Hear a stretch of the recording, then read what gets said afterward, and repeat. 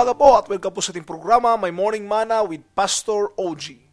Sa atin pong mga tagapakinig sa Pentecostals of Jordan, kumusta na po ang ating pagkakape? Sa atin pong mga kapatiran on air na patuloy pong sumusubaybay sa ating programang My Morning Manna, magandang araw po at sana excited kayo sa araw na ito sa pakikinig ng salita ng ating Panginoon. Sa ating mga kababayan sa bansang Pilipinas na patuloy pong sumusunod o sumasabay-bay sa ating programa, magandang araw po at kumusta na po ang malamig na panahon. Sa amin po dito sa Jordan ay medyo malamig po, snowy. But God's still good at mabuti ang ginagawa ng Panginoon sa atin. Sa umagang ito ay mag-aaral po tayo sa salita ng ating Panginoon. Buksan po natin ang ating mga Biblia sa aklat po ng John, chapter 10, verse 30. Mayroon po akong tatlong verse na babasahin ngayon. John chapter 10, verse 30 and 31. I and my Father are once again to stone him. Verse 38. But if I do, though ye believe not me, believe the works, that ye may know and believe that the Father is in me and I in him. My topic for this morning is the one. The Bible tells us in Deuteronomy chapter 6 verse 4, Hear, O Israel, the Lord our God is one Lord. There is only one God, who created heaven and earth. But this one God revealed himself and was manifested in the flesh. Nahayag po siya sa laman in the form or in the life of Jesus Christ. Jesus Christ is the one God manifested in the flesh. Kaya lang, nung sinabi niya, ako at ang Ama ay iisa, hindi matanggap ito ng mga tao. Sabi nila, natanggap namin na ikaw ay gumagawa ng mabuti. Walang problema doon. Ikaw ay gumagawa ng mga milagro. Walang problema doon. Pero i-claim mo na ikaw at ang Ama ay iisa, ibig sabihin, Diyos ka rin. Sinabi nila. Sabi, bakit di kayo maniwala? Sumbunti ka ng batuhin si Jesus Christ, no? Sa pangalawang bisis. They said, you are blaspheming. There is only one God and yet you claim to be God. Ibig sabihin, there is two gods. There's only one God. Kaya sabi ni Jesus, yun nga isa nga lang ang Diyos. Ako at ang Ama ay iisa, ako yun. But they won't believe in Him, no? Sinabi niya, hindi kayo naniwala sa akin. Huwag na kayo maniwala sa mga ginagawa ko. Huwag na kayo maniwala sa mga milagro. Paniwalaan nyo na lang na ako at ang Ama ay nasa akin at ako ay nasa Ama. Ayun, hindi talaga nila maintindihan Maging sa panahon natin ngayon, nandyan pa rin yung philosophy ng old belief natin, no? Na nakuha natin sa ating old church, no? Yung Trinity belief, which is also a pagan practice na kung iti-trace back po natin, no? Mula dyan sa Egypt, sa Babylon, mula sa Roman, at maging sa Greek, sa Hindu, nandun po yung philosophy ng Trinity, no? Pinag-aaralan ko po last time, yung mga bagay na yan. Kung titingnan natin yung Osiris, Isis, and Horus, Trinity po yun, no? Sa atin din po, naging nangyari na yan, Father, Son, and Holy Ghost. At pilit pinaghihiwala itong tatlo, gayong alam naman natin na meron lang iisang Diyos. It was just the manifestation of God. At isa pa, hindi nahahati ang Diyos sa tatlo. Siya ay nag-iisang Diyos, hindi po tatlo. At hindi lang po manifestation niya tatlo, napakarami po, no? He appeared as a burning bush kay Moses. He appeared as a pillar of cloud, no? The time of Moses, and the pillar of fire. Nag-appear din siya as the fourth man, kasama si Shadrach, Meshach, and Abednego. Nag-appear din siya as the angel na nakipag-wrestling kay Jacob. Ang dami po ng manifestation ng ating Panginoon. Nag-appear siya as a man doon po kay Abraham. Nako, di mabilang ng kamay, no? Kung atin talagang isa-isahin dito, di mabilang ng kamay kung ilang manifestation ang ating Panginoon. But Jesus Christ is the last manifestation in the flesh na atin pong nakikita, no? Siya yung ultimate na manifestation ng Panginoon.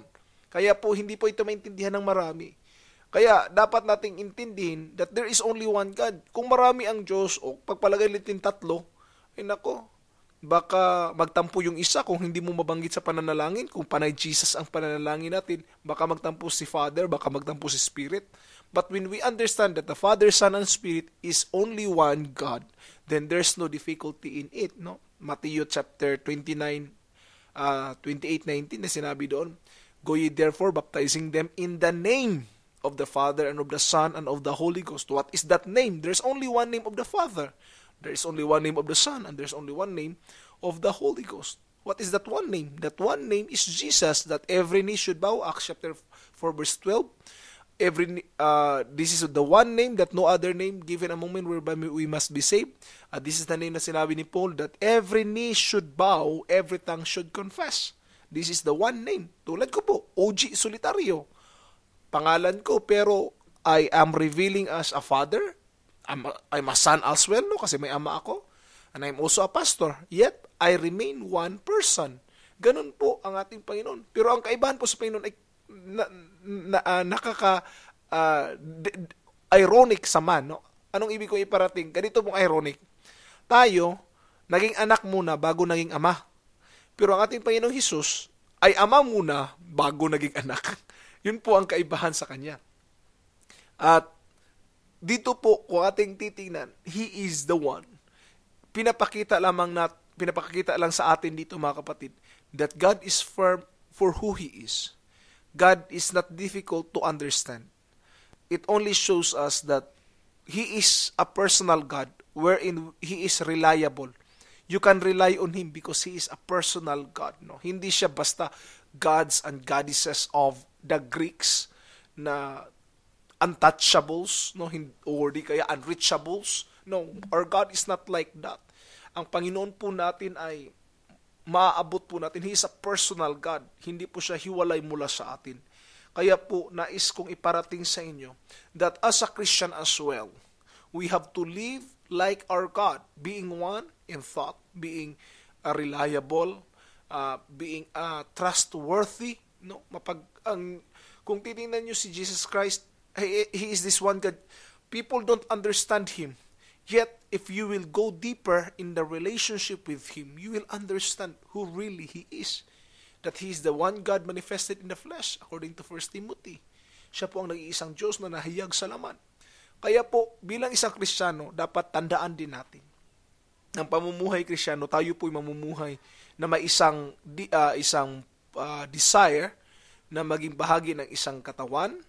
At katulad kay Jesus Christ po, no, na isang huwaran ng kanyang identity, siya po ay iisa, malalapitan, hindi ka mamumroblema, at hindi ka na kailangan tumawag ng ilang libong pangalan para lang marinig ka niya.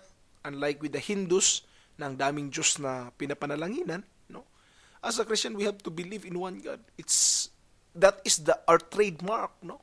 Yan ang nagbibigay sa atin ng kaibahan. Bilang isang Kristiyano, ito po, gusto ko ipaliwanag ito eh. Ayaw ko kasi na ma-misinterpret ninyo ako.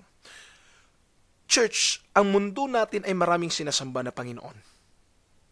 Ngayon, ang tanong ko, gagaya ka ba sa kanila? Bilang isang Kristiyano, dapat iisa lang ang ating paniniwalaan. Because God is a jealous God. Ayaw niya na may kahati sa puso natin. Ayaw niyang may ibang Diyos sa buhay natin. Kaya po, napakahalaga na kung tayo'y maglilingkod sa Diyos, isang tabi natin yung mga bagay na nagiging Diyos-Diyos sa buhay natin. There should always be one God. We have to be separated from the world, no?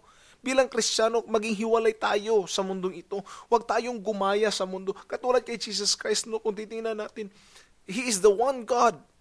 At bilang isang Kristiyano, we have to believe in one God as well. Not in 3 gods, not in 4 gods, or any other gods. We have to believe this one God, the God who manifested in the flesh. Kaya, dapat tandaan niya ng Kristiyano na mayroon lang iisang Diyos.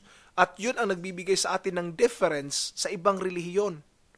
We believe in one God. No one else. He is the only God. Now, paano natin ipamuhay ito? Simply, kung paano ito ipamuhay. Kung tayo po ay mananalangin sa araw-araw, always mention the name of Jesus. For there is no other name given among men. When you talk to the people, always consider that you are worshiping only one God. Not 3 in 1, hindi po ito coffee, but only one, manifested in different manifestation. Hindi 3 manifestation, but He manifested in different manifestation. Our God is only one. Hindi 3, hindi apat. He is only one. In your prayers, make mention of the name of Jesus. When you eat, when you pray for your food, please put in Jesus' name. Amen. Make mention of the name of Jesus. We have only one God. He is considered Father, Son, Holy Spirit, a shepherd, a deliverer, our all in all. The first and the last, the Alpha and Omega. He is our all in all. God bless po. Sa umagang ito, alam ko pong napakaiksi ng ating panahon, pero sana po ay mayroon tayong napulot sa araw na ito. Believe in one God, because the Father and Jesus is one. I and my Father are one. There's no two God, there's no three gods. There's only one God, who is saving us from the misery of life, who is giving us eternal life. This is Pastor Oji telling you, sa araw-araw na pamumuhay, kailangan natin ang tinapay ng buhay. Digest your morning manna today, and God bless.